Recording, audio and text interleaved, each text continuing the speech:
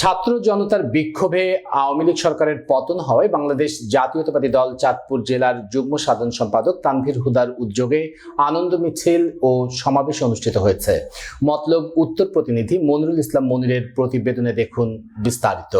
সোমবার দুপুরে মতলব উত্তর উপজেলার স্যাঙ্গারচর পৌরসভার বাজারে মিছিল করে। স্যাঙ্গারচর বাজারের 4 রাস্তার মাথা থেকে মিছিলটি বের হয়ে বাজারের গুরুত্বপূর্ণ সড়ক প্রদক্ষিণ করে স্যাঙ্গারচর সরকারি কলেজ মাঠে এসে সমাবেশের মাধ্যমে শেষ হয়।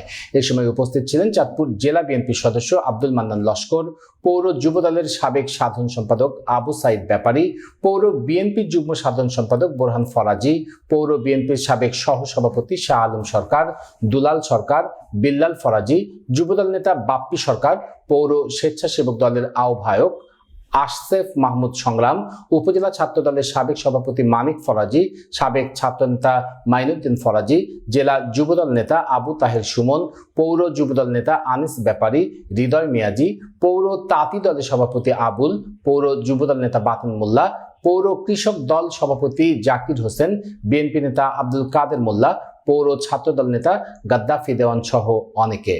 এ সময় বক্তারা সম্প্রতি ছাত্র জনতার আন্দোলনে শহীদদের আত্মার শান্তি কামনা করে বলেন, তাদের কাছে আজ জাতি কৃতজ্ঞ। বক্তারা কর্মী সমর্থকদের ধৈর্যের সঙ্গে পরিস্থিতির মোকাবেলা করার আহ্বান জানিয়ে বলেন, কোনো হিন্দু সম্প্রদায়কে ও তাদের ঘরবাড়িতে এবং রাষ্ট্রীয় সম্পদের যেন ক্ষতি করা না হয়।